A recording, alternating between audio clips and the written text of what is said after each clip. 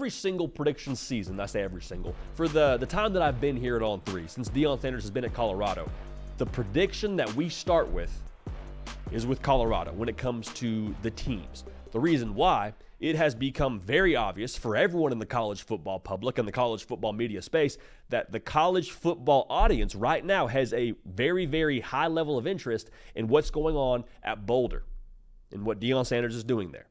And so I think it's only right that we do this prediction season and get it on and popping with our Colorado record prediction.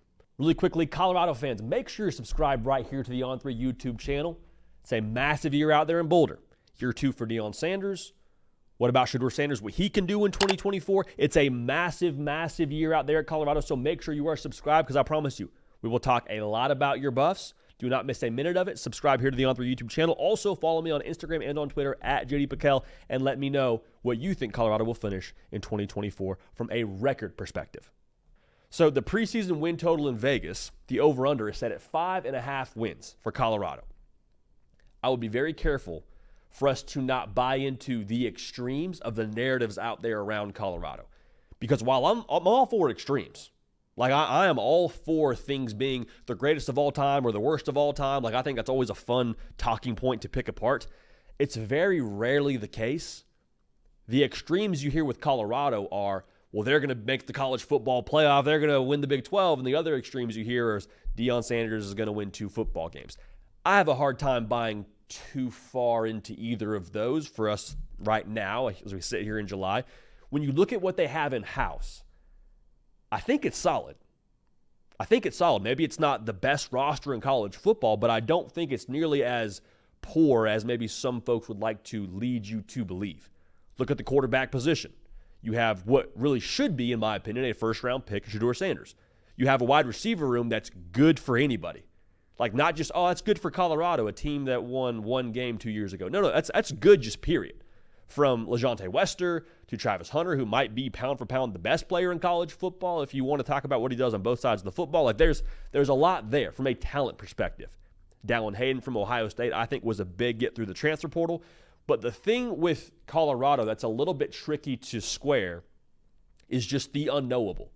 And when I say the unknowable, we don't know how the 40-plus transfers are going to factor in and translate and acclimate to what Colorado wants to do in 2024.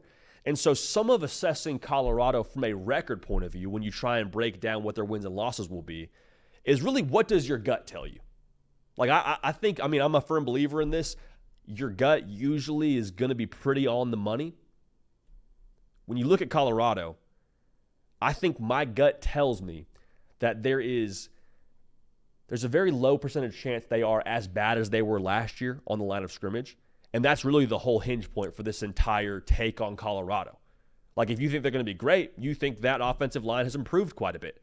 If you think they're going to be trashed, then you probably think they're going to let up 40 to 50 plus sacks yet again in 2024. I think that's a bit of a stretch. Now, defensively, they also have to step it up quite a bit. Like they allowed 5 yards a carry last year. So the good news is if you're a Colorado fan, can't get a whole lot worse on the line of scrimmage, and you went 4-8. And we're in a position to win a few other games against some really good football teams, Utah and Arizona being a couple of those last season. So the key to them being able to hit the over on this number is all about Shedeur Sanders and him progressing from year 1 to year 2 at Colorado. You're saying, JD, you just told me the offensive line and the defensive line was the key. That's the key to getting to where you want to go when it comes to competing for conference championships, if we're going to have that discussion. But if you want to find a way to win 6 or more ball games, to me it falls on Shedeur Sanders. Because if Shedeur Sanders can be dialed in, he makes everyone's job easier. Talk about the offensive line and them having to improve. And they did improve by nature of what they did through the portal, is my assumption right now. Shedeur Sanders, if he is able to even speed up his own internal shot clock, if he's able to have even a better gauge for what the defense is doing pre-snap, gets the ball out of his hands quicker, well, you go from asking your offensive line to block for 3 seconds to asking them to block for 2.5 seconds. Y'all, that's a massive difference. I'm just telling you, it's a massive, massive difference. Talk about the defense and what they didn't do last year. If Shedeur Sanders is able to keep that offense on the field and be able to continue to keep drives alive, convert on third down, That defensive line is going to have a little bit more juice under them. They're going to have a little bit more stamina when it comes to being able to stop the run. And so I'm not telling you he's the end-all, be-all, but when it comes to being able to make a bowl game, to me it really is about Shedeur Sanders. If they can have a little more success down the field throwing the football with Shedeur Sanders, that lightens up the box. That takes away what defenses can do when it comes to stopping the run, creates more balance. So all of this, to me, is on the shoulders of Shedeur Sanders. Again, if you want to talk about competing for things past that, you go talk about the trenches. So let's take a look at the schedule here. I need Colorado to be 4-1 heading into October if we want to talk about them hitting the over on this 5.5 win total. Your North Dakota State to start the year was not a layup by any stretch of the imagination, as much as Deion Sanders would have appreciated that. At Nebraska, at Colorado State, which was a dogfight last year, and then you got Baylor and you're at UCF. I think Colorado is good enough to win all those football games. Will they do that? Remains to be seen. Because they're going to get tested game 2 at Nebraska with how much physicality they have up front. Now, the rest of the season, that's the big question. Can you line it up in the trenches with those big boys in your conference? I'm talking about Kansas State. I'm talking about Utah. I'm talking about Oklahoma State. Are you good enough when it comes to the big human beings to be able to win in different ways?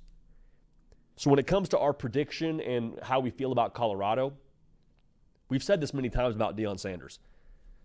Expectations dictate happiness. If you expect Colorado to go to the college football playoff, it's like, well, more power to you.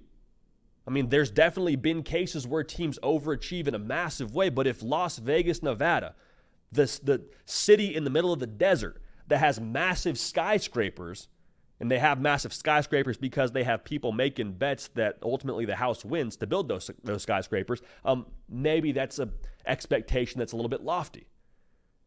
I think we talk about success and progress for Colorado. I think it looks like a bowl game. I really do. And so when I talk about what they're going to be in 2024, that's the context I assess them with. So I think for Colorado in 2024, they will finish with a record of 6-6. They can absolutely finish higher than that if they're able to have better trench play. At the same time, they can absolutely finish 4-8 again if they're not able to be multiple offensively and the defense kind of stays where they were a season ago. A lot of pieces at Colorado. But let's let it bake a little bit. Let's let it progress a little bit before we start talking about them competing for the college football playoff. If they get a couple of breaks, maybe that's a conversation. But Vegas is telling you, I'm telling you, I think our eyes should tell us that that's not who Colorado is just yet.